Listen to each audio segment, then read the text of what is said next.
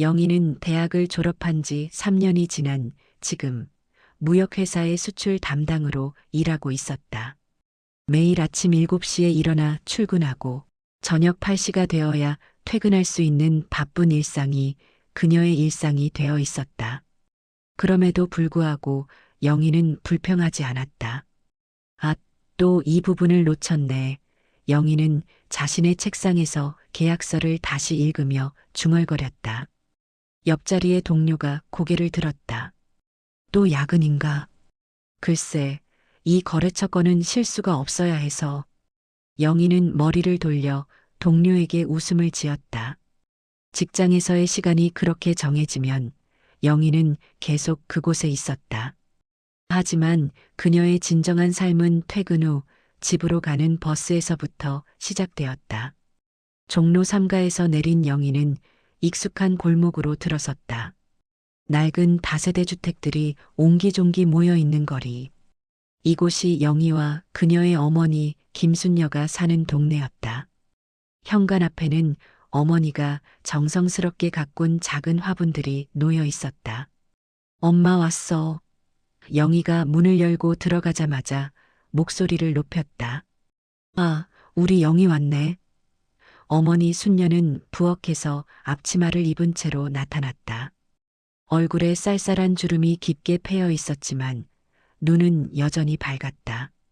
58세의 순녀는 영희를 낳은 후 영희의 아버지와 헤어진 지 20년이 넘었다. 그 긴 세월 동안 그녀는 여러 일을 하며 영희를 혼자 키웠다. 오늘도 바빴나? 어머니는 영희의 얼굴을 꼼꼼히 살폈다. 괜찮아. 그런데 엄마는? 하루 종일 뭐 했어? 순녀는 손에 들고 있던 밀가루를 털어내며 대답했다. 아, 오늘은 주방 일이 많았지. 음식점에서 손이 많이 필요했어. 그리고 순녀는 말을 멈추었다. 그리고 이 골목 아주머니 알지? 3층 집 사는. 요즘 많이 힘들어 보이더라고. 남편분이 요즘 병원에만 드나드네. 내일 미역국을 끓여서 가져다 줄 생각인데 넌 괜찮겠니? 영희는 어머니의 얼굴을 보았다. 분명 피곤해 보였다. 하지만 어머니의 눈빛에는 주변을 돌보려는 따뜻함이 가득했다. 물론이지. 엄마가 끓이면 된다고. 저녁이 되자 영희와 순녀는 밥상을 마주했다. 밥, 된장국, 그리고 어머니가 전날 미리 만들어둔 무말랭이가 놓여 있었다. 화려하지 않았지만 정성이 담겨 있었다. 영희가 다니는 회사, 인상 있나? 순녀가 물었다. 글쎄, 올해 신입이 들어왔는데 그 친구들도 열심히 하고 있어. 아, 그럼 다행이네. 요새 젊은이들이 다 게을러졌다고 하는데 그렇지 않은 아이들도 있으니까. 영희는 웃었다. 어머니는 항상 긍정적이었다.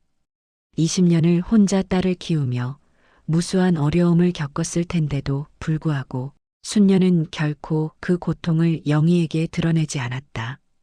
대신 그녀는 매일을 감사하며 살았고 자신보다 어려운 사람들을 돌보는 일을 멈추지 않았다. 밥을 먹다가 어머니가 갑자기 말했다. 영희야, 엄마가 언제 얘기했던가. 옛날에 고아원에서 만났던 아이 말이야? 아, 그런 얘기가 있었나? 엄마가 고아원 일을 하셨어? 일을 한 건 아니고 그냥 자선 활동을 좀 했었지. 그 시절에 말이야. 고아원의 원장님이 도움을 청하셨어. 밥도 좀 나눠주고 아이들 옷도 정리해서 가져다 드리고. 그러다가 한 아이가 유독 내 눈에 띄었어. 그 아이가 누구였어? 건우라고 했나? 그 아이는 부모를 일찍 잃고 고아원에 있었어. 근데 다른 아이들과 달리 항상 조용하고 뭔가 깊은 슬픔을 안고 있는 것 같았어. 나는 그 아이가 자꾸 마음에 걸렸어. 그래서 고아원에 갈 때마다 그 아이를 꼭 찾아가서 뭐해? 잘 지내? 하고 물어봤지. 영희는 어머니의 이야기를 듣고 있었다. 어머니가 이렇게 개인적인 이야기를 꺼내는 것은 드물었다. 그리고 그냥 시간이 지났어. 엄마가 자선 활동도 줄이고 일로 바빠지니까 고아원에도 못 가게 되었어. 그 아이가 어떻게 됐을지는 몰랐어. 그냥 잘 컸으면 좋겠다고만 생각했어. 어머니의 목소리에는 아련함이 있었다. 영희는 어머니가 그토록 많은 사람들을 마음에 담고 산다는 것을 새삼 깨달았다. 시간은 흘러 2년이 더 지났다. 영희는 이제 무역회사에서 수출팀의 대리로 승진했고 어머니는 여전히 변하지 않은 모습으로 소박한 삶을 살고 있었다. 어느 겨울 오후 영희의 사무실 전화가 울렸다. 네, 무역팀입니다. 안녕하세요. 저는 건우 실업이라고 합니다. 지금 수출 관련으로 시간이 되실까요? 영희는 잠깐 침묵했다. 그리고 답했다. 네, 괜찮습니다. 오실 수 있을까요? 1시간 후 건우는 영희의 사무실에 들어섰다. 영희가 처음 본 순간 그는 단순한 사업가라기보다는 어떤 목적을 가지고 온 사람처럼 보였다. 정장을 입은 그는 30대 초반으로 보였고 얼굴에는 성공한 사업가의 자신감이 흘렀다. 하지만 눈빛만큼은 따뜻했다. 안녕하세요, 영희 대리님. 아, 안녕하세요. 무엇을 도와드릴까요? 회의는 30분 정도 진행되었다. 건우가 제시한 사업 제안은 합리적이었고 영희는 그것을 즉시 고려해 볼 가치가 있다고 판단했다. 하지만 이상하게도 건우는 회의가 끝난 후에도 자리를 떠나지 않았다. 혹시 이 회사에 오래 일하셨나요? 영희는 약간 의아했다. 네, 3년 정도요. 왜요? 그냥 뭔가 친숙한 느낌이 들어서. 그 후로도 건우는 자주 회사를 방문했다. 처음에는 사업 건으로, 그 다음에는 회의 후 영희와 커피를 마시며 이야기를 나누는 것으로. 그리고 몇 달이 지나자 건우는 영희를 저녁 식사에 초대했다. 대리님, 제가 도움을 많이 받았으니까 저도 감사의 마음으로 저녁을 사고 싶은데요. 아, 좋아요. 그런데 정말 사업건만 있는 건 아니실 것 같은데요? 건우는 웃음을 지었다. 들켰네요. 사실 저는 당신의 회사를 찾아온 게 아니라 당신을 찾아온 거예요. 영희는 깜짝 놀랐다. 뭐요? 제가 무슨... 내일 저녁에 모든 걸 설명해 드릴게요. 약속이 될까요? 영희는 혼란스러웠지만 호기심을 이기지 못해 약속을 받아주었다. 다음 날 저녁 영희는 어머니에게 나간다고 말했다. 어디 가니? 순녀가 물었다. 아, 지난번에 말한 회사 거래처 사람이 있어. 저녁 식사하기로 했어. 어머니는 영희의 얼굴을 유심히 살펴봤다. 그 사람이 누군데? 아, 건우라고. 이름만 들으니까 뭔가 낯설지만 일은 잘하는 사람 같아. 그 순간 어머니의 표정이 순간 경직되었다. 하지만 그것은 순식간에 지나갔다. 아, 그래. 조심히 다녀와. 저녁 식사 당시 건우는 영희에게 자신의 삶을 차근차근 설명했다. 저는 어린 시절 부모를 잃고 고아원에서 자라났어요. 영희의 얼굴이 굳어졌다. 고아원에서 저를 돌봐주신 분이 있었어요. 지금 생각해보니 그분을 찾아뵙고 감사를 전해야겠다는 생각이 들었어요. 그런데 많은 세월이 흘렀고 고아원 기록도 정확하지 않았어요. 다만 제가 기억하는 것은 그분의 딸이 대학을 다닌다는 것, 그리고 무역 일을 한다는 대략적인 정보였어요. 그래서 제가 여러 무역회사를 찾아다니다가 이 회사에 영희라는 이름의 대리가 있다는 것을 알았고, 그래서 찾아왔어요. 영희는 벙찌고 말았다. 그럼 제 어머니를 찾는 거였어? 네. 처음엔 그랬어요. 하지만 당신을 만나고 당신이 당신의 어머니처럼 따뜻한 마음을 가지고 있다는 것을 알게 되면서 달라졌어요. 영희는 집으로 돌아와 어머니를 찾았다. 순녀는 거실에서 텔레비전을 보고 있었다. 엄마, 혹시 고아원에 있던 건우라는 아이 기억해? 순녀의 손이 멈췄다. 화면에는 저녁 뉴스가 나오고 있었다. 기억해. 그 아이가 지금 큰 회사를 운영하고 있는 사람이 되었대. 그리고 엄마를 찾아다녔어. 순녀는 천천히 고개를 들었다. 그래. 응. 근데 엄마는 왜 미리 말씀 안 하셨어? 그 아이가 나를 찾으러 왔다는 것을. 너에게? 아니, 그게. 네. 그 사람이 어제 나한테 자기 얘기를 다 해줬어. 순녀는 한숨을 쉬며 소파에 몸을 기댔다. 잠깐 침묵이 흘렀다. 영희야, 너 그 사람이 누군지 알아? 네, 고아원에서 자란 사람이죠. 그게 다가 아니야. 순녀는 천천히 얘기하기 시작했다. 수십 년 전 자신이 고아원에서 만난 건우가 얼마나 힘들어했는지, 그 아이의 상처가 얼마나 깊었는지, 그리고 자신이 그 아이에게 해줄 수 있는 것이 별로 없었다는 후회감. 하지만 그 아이가 어떻게 그렇게 성공할 수 있었는지, 그것은 자신의 뜻에서 나온 것이 아니라 그 아이의 노력이었다고. 엄마, 저는 그 사람이 좋아요. 순녀의 눈이 동그래졌다.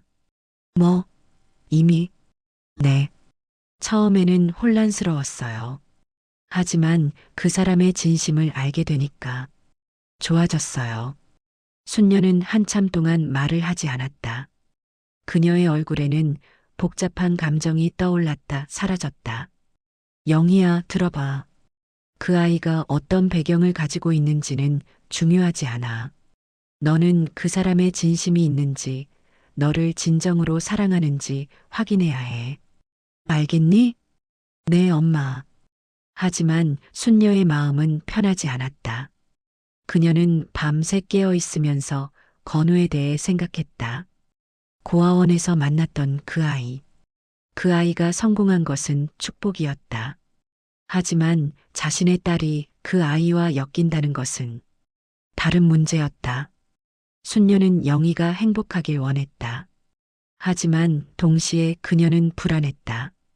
과거에 상처가 있는 사람이 정말 영희를 행복하게 해줄 수 있을까? 그리고 더 깊은 곳에는 죄책감도 있었다.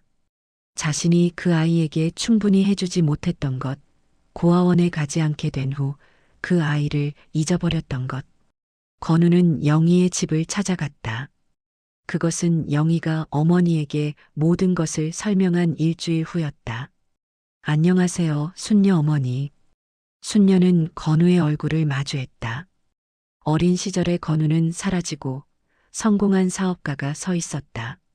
하지만 그의 눈동자 어딘가에는 여전히 그 시절의 상처가 묻어 있었다. 들어와. 거실에서 건우는 무릎을 꿇었다. 어머니, 저는 당신을 결코 잊지 않았습니다. 당신이 저에게 해주신 따뜻함이 제 인생에서 가장 큰 선물이었습니다. 저는 항상 당신처럼 되고 싶었습니다.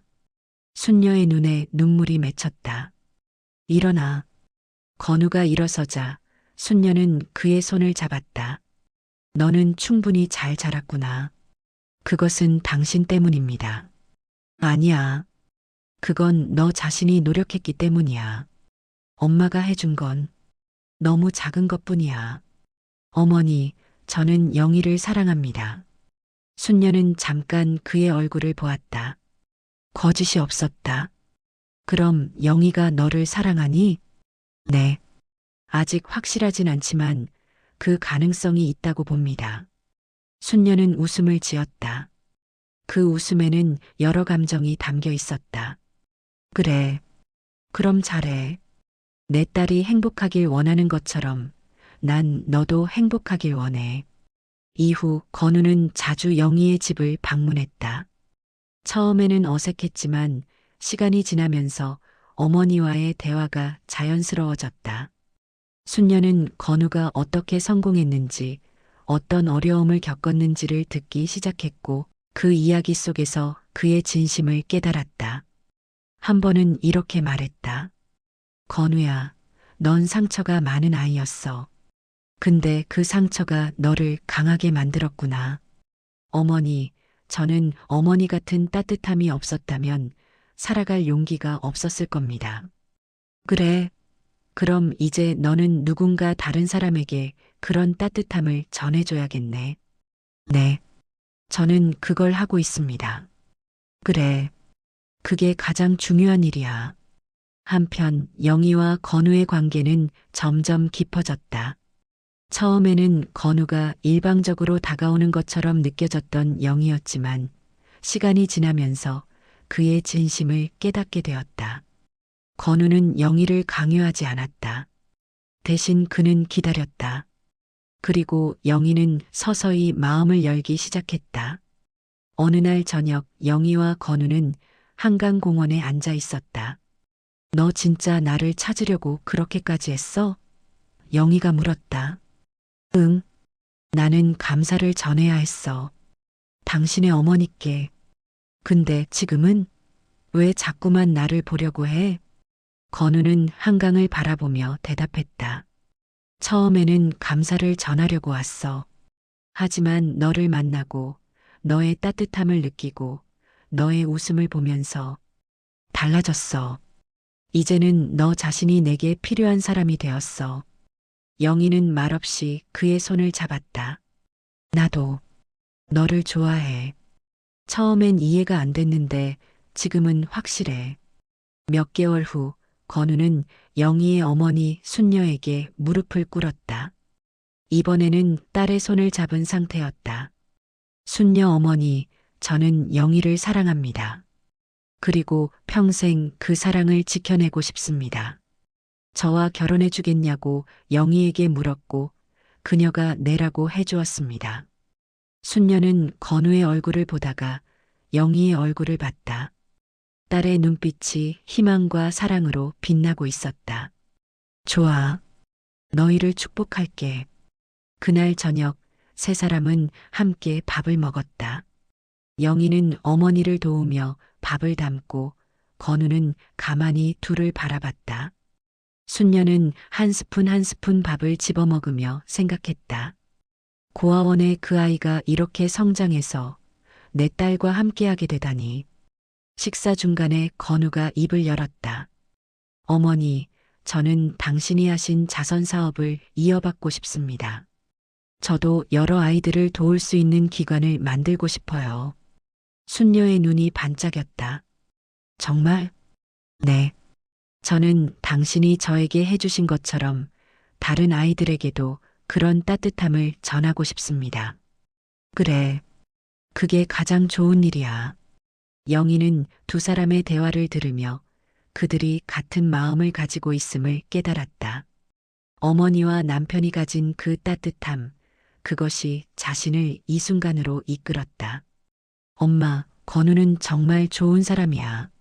순녀는 영희의 얼굴을 보며 웃음을 지었다. 응, 이제 나도 그 아이를 내 아들처럼 생각해. 그리고 넌 정말 행복해 보여. 그게 엄마한테는 가장 큰 선물이야. 1년이 더 지났다. 영희는 건우를 아내로 맞이했고 순녀는 아들을 얻었다. 세 사람은 좀 더 넓은 집으로 이사를 했고 그곳에는 따뜻함이 가득했다. 건우는 함께하는 내일 재단을 설립했다. 이 재단은 고아원의 아이들과 어려운 환경에 있는 아이들을 돕는 기관이었다. 순녀는 자신이 할 수 있는 일들을 이 재단에서 계속했고 영희는 남편을 도우며 그들의 꿈을 함께 이루어 나갔다. 어느 날 영희와 건우가 함께 고아원을 방문했다. 건우는 아이들 앞에서 자신의 이야기를 말했다. 너희도 나처럼 힘든 시간을 보내고 있을 거야. 하지만 난 알아. 너희 안에 얼마나 큰 가능성이 있는지. 나를 도와주신 따뜻한 분이 계셨기에 나는 여기까지 올 수 있었어. 그리고 이제는 내가 너희를 도울 차례야. 아이들의 눈에는 희망의 빛이 켜졌다. 저녁이 되자 순녀와 영희, 건우가 함께 앉았다. 너희 덕분에 내 인생도 의미 있어졌어. 순녀가 말했다. 어머니, 제 인생에 어머니가 없었다면 저는 지금 이 자리에 있지 않았을 겁니다. 그리고 영희도 만나지 못했을 거고요. 영희는 남편의 손과 어머니의 손을 각각 잡았다. 우리 셋이 이렇게 만나게 된 게 정말 신기해. 어쩌면 운명이었을까? 건우가 웃으며 말했다. 저는 그게 운명이 아니라 어머니의 따뜻함이 만든 결과라고 생각해요. 어머니의 한 번의 선한 행동이 20년의 세월을 넘어 이렇게 우리 셋을 만나게 했거든요. 순녀의 눈에 눈물이 흘렀다. 하지만 그것은 슬픔의 눈물이 아니라 감사의 눈물이었다. 이렇게 영희와 건우는 순녀의 평생을 이어받아 더 많은 사람들에게 따뜻함을 전했다. 그들의 사랑은 두 사람만의 것이 아니었다. 그것은 많은 사람들에게 희망을 주는 빛이 되었다. 그리고 순녀는 매일 밤 자신이 심었던 작은 씨앗이 지금 얼마나 큰 나무가 되었는지 보며 행복해했다. 나눔의 선순환은 이렇게 계속되고 있다. 당신은 누군가의 순녀가 될 수 있습니다. 이 이야기를 읽고 있는 당신도 누군가에게 따뜻한 손길을 내밀 수 있습니다. 그것이 언제 어떤 형태로 그 사람의 인생을 바꿀지는 아무도 알 수 없습니다.